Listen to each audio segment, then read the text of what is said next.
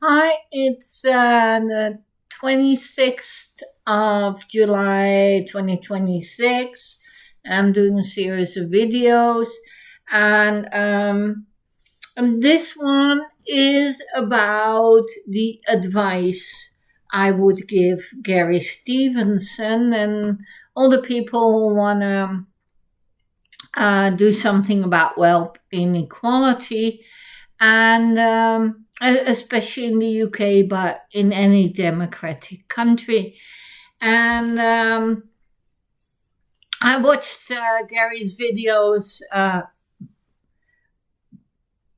with interest, and I can't say I agree with him because he's an economic, and it's his métier, it's his profession, and he makes perfect sense to me, and it has been scientifically proven that theories and calculations about wealth inequality are correct. And it's not just Gary Stevenson, it's Piketty, it's Zuckman, even Murphy, and other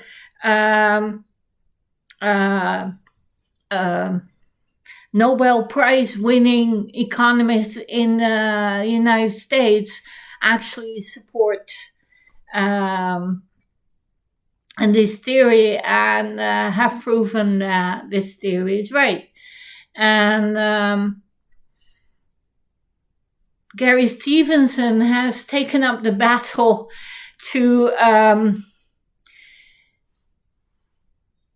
put wealth inequality in the center of economic policies because it's the root of the problem.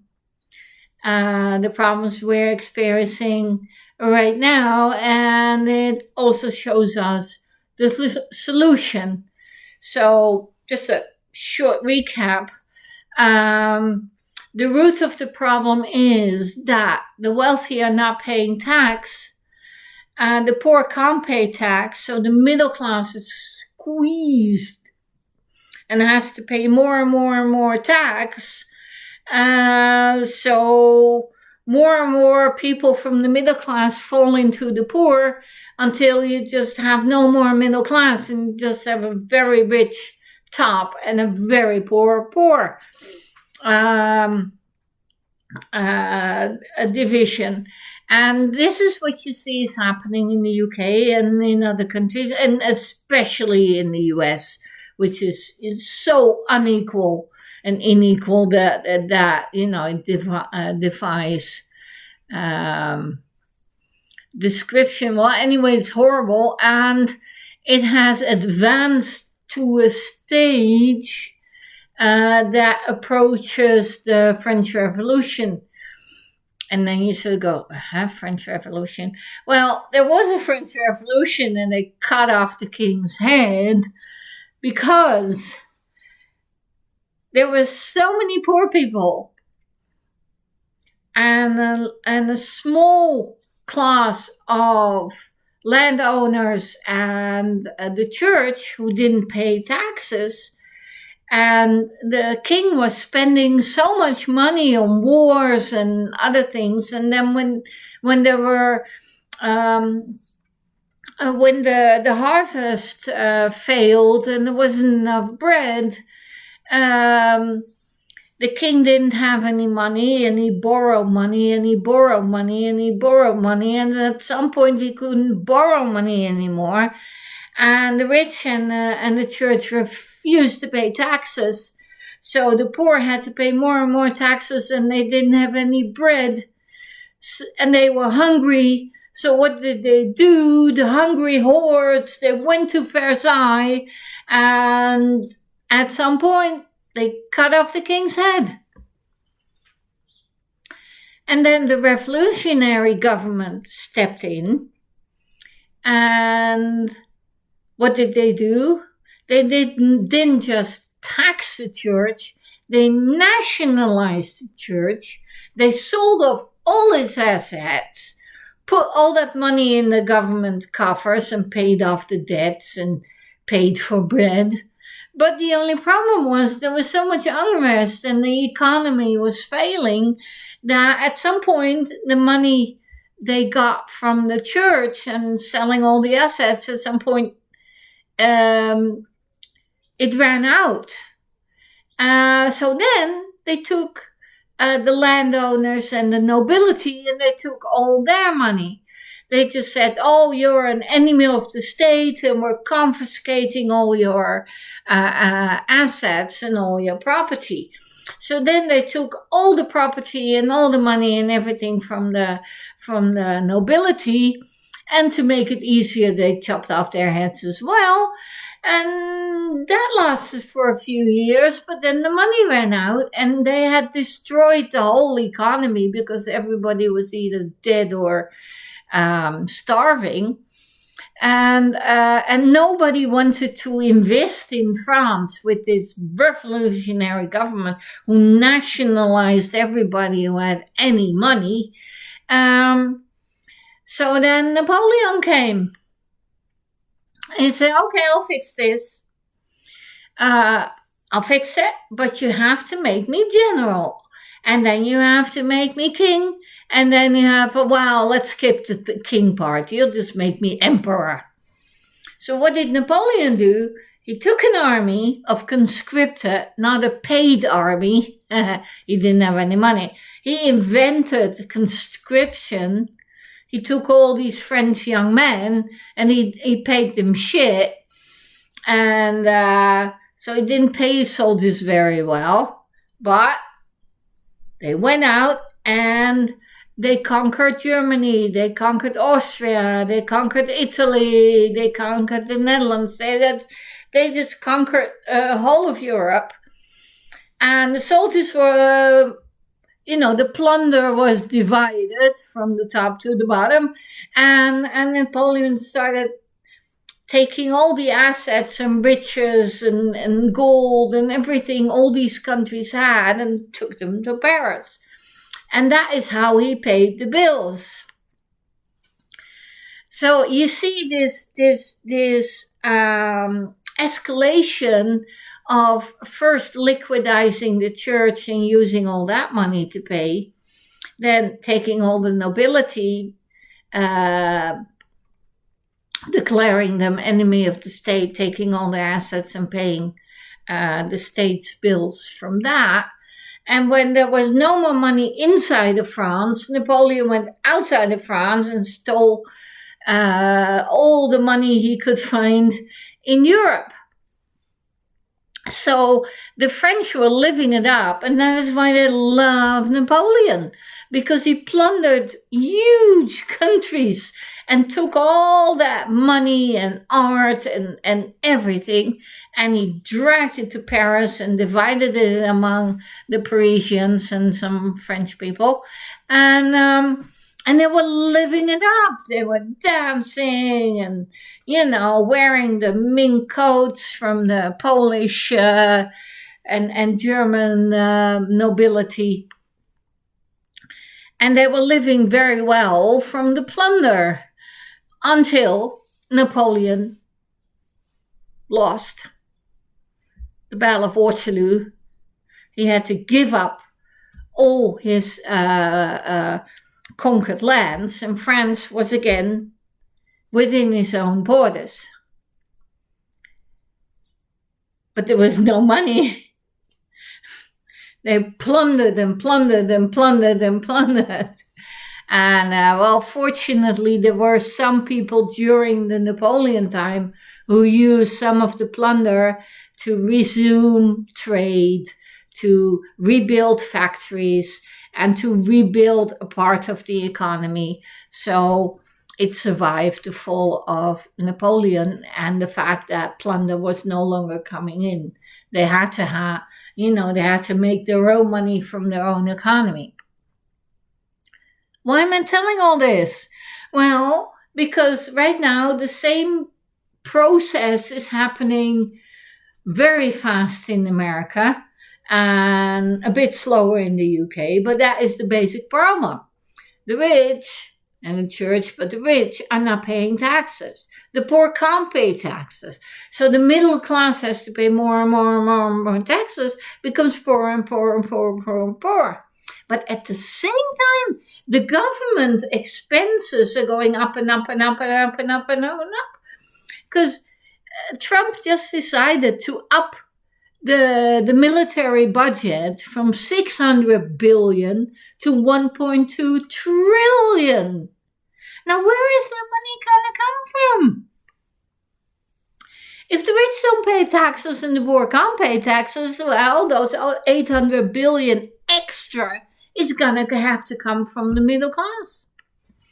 And of course, he's not going to raise taxes immediately. What he does is he borrows more. But America's at 38 trillion, fortunately only about 120 GDP. England is also around 120 GDP. So they sort of reached their limits. And what happens if the government can't borrow anymore? And the middle class has shrunk so much, and they're the only ones paying taxes, that the income from taxes is very small because the rich and the big companies are not paying taxes. So you have a huge debt and no income. Well, you know what happens then you go broke. And when a country goes broke, what you get is the IMF comes in, gives them a temporary loan, and forces them to austerity. What does austerity mean? No healthcare, no education, no social security, a lot less on the military, no infrastructure investments, a lot of layoffs with civil servants, so no libraries, basically nothing from the government. But by that time, the economy is shut as well, because the state is in default, and the state is not spending money, and it used to spend 7 trillion per year, and now they're spending maybe 1 trillion a year. So the whole economy collapses because you have a huge amount of poor people who can, who live from paycheck to paycheck or live on the street. And nobody's paying taxes, and the government is not spending 7 trillion. And the rich and big companies are still not paying taxes, because I can assure you, because they own the government, they're not going to pay taxes, not today, not tomorrow. Because the only one who can force them to pay taxes is the government, but they own the government.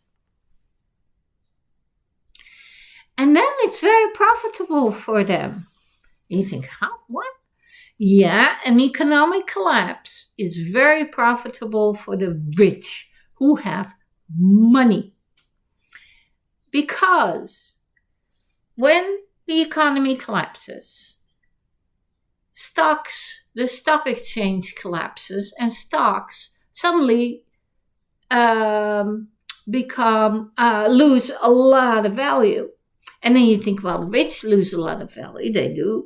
But they have so much cash, they can now, it's like a bonanza, it's like a fire sale. It's like a garage sale. Now they can buy all the other stocks for a very cheap. And then you say, what other stocks are they going to buy? Well, the pension funds. You see, right now they can't get their hands on the pension funds. And that is trillions amounts of money.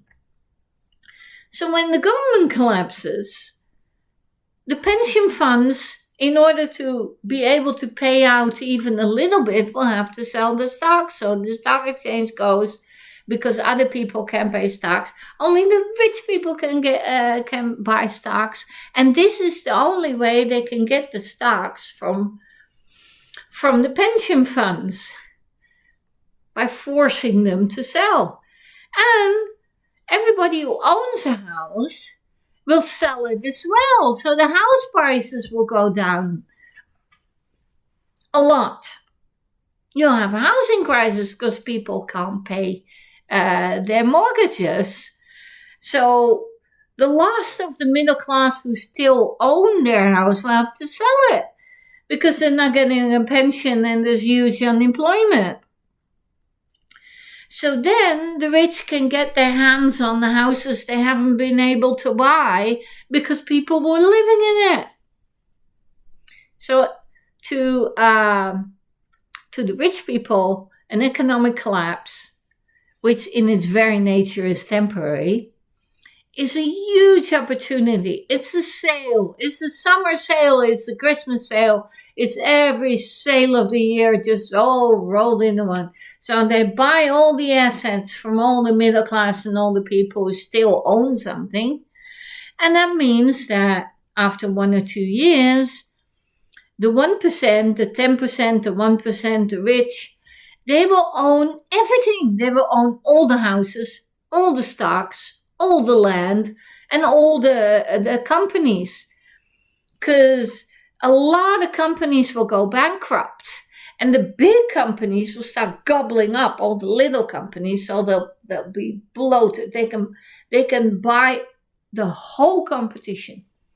So in the end, you'll have one internet provider, one water provider, one electricity provider, one oil provider. Everything you need will be one monopoly. And with the monopoly, you can give shitty service, shitty products for a very high price. So that's how the whole thing collapses.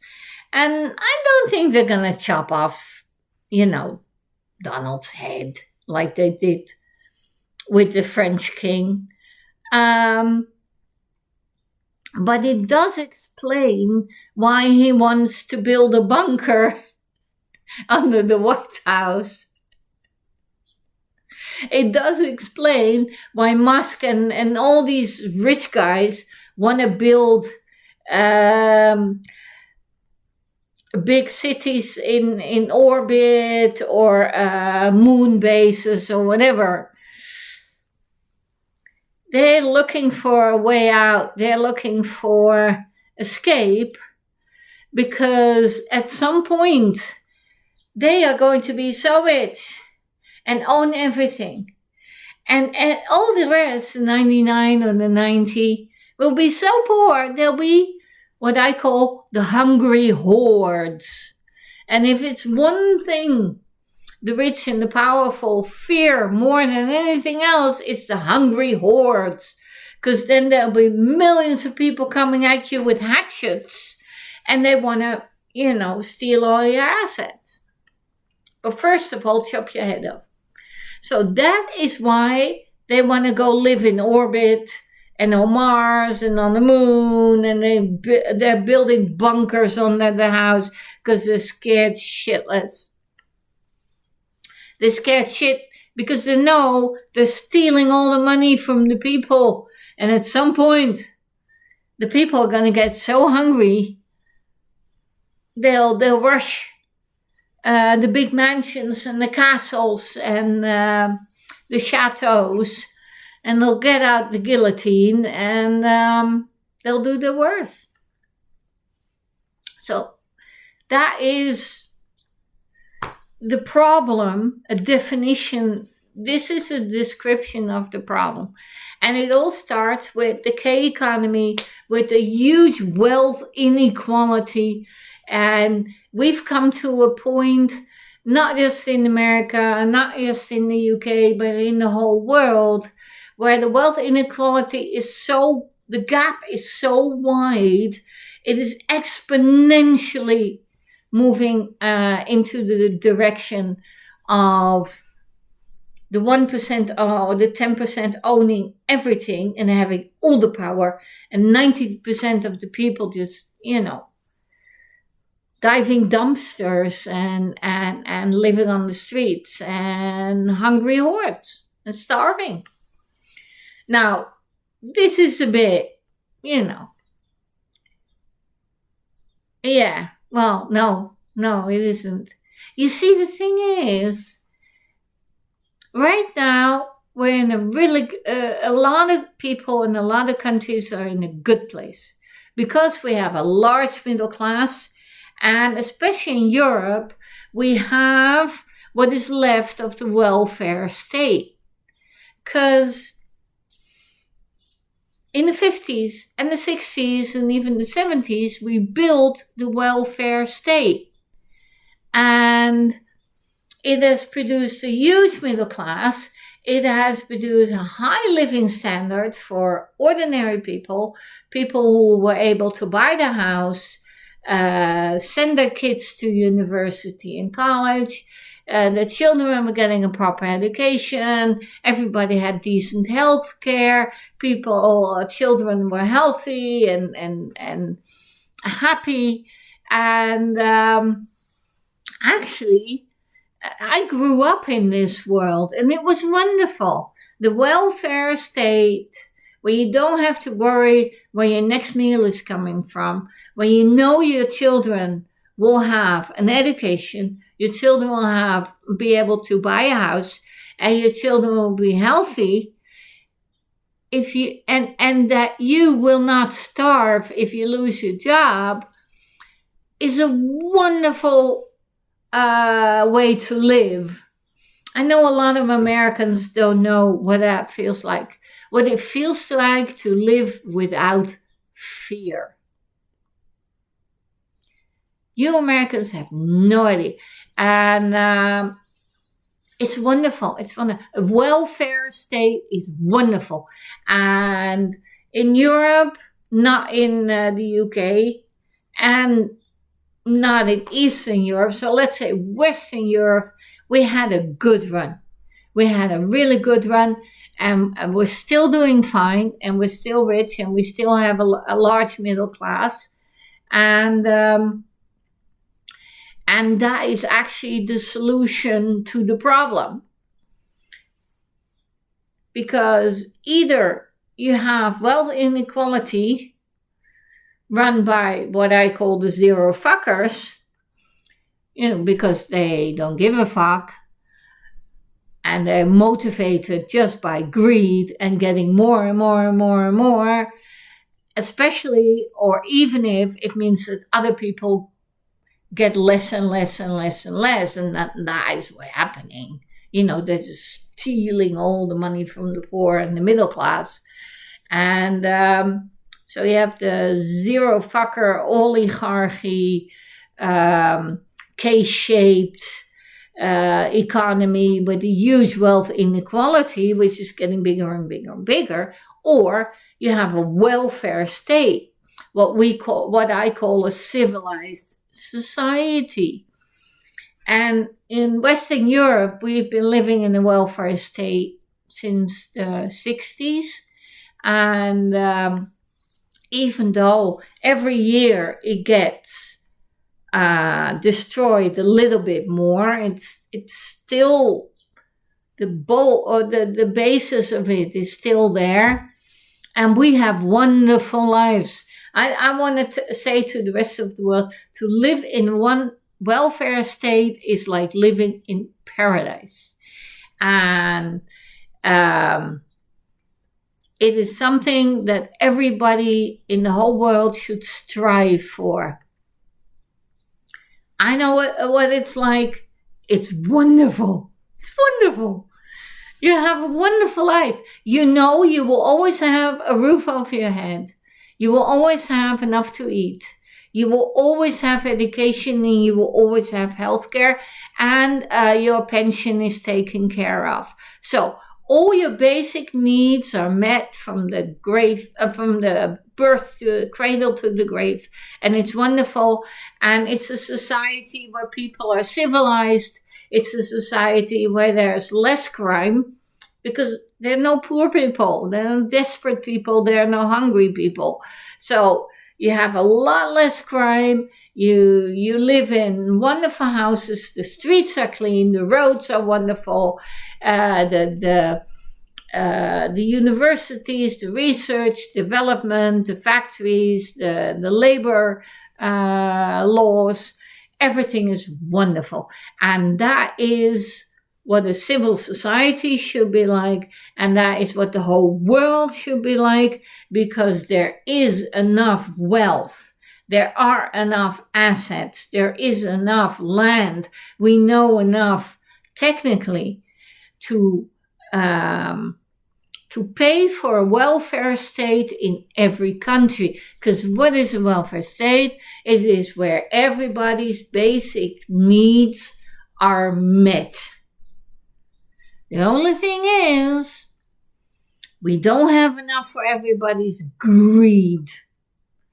So the rich, what I call over 100 million, 200 million, billion, trillion, that will have to go.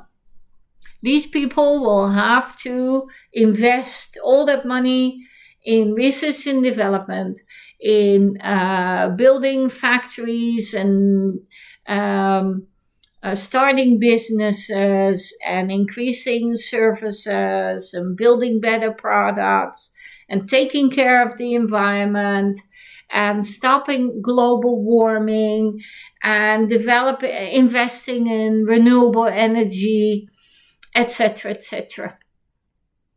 All that money we need that is now used, which is now in banks in the Cayman Islands buying up at the stock exchange, all that money needs to be used to invest in all the whole world's infrastructure, in education, in healthcare, and research and development, and building a proper life, and so that we can provide, so we can have a growing economy which is doing well, which can provide the basic needs for everybody.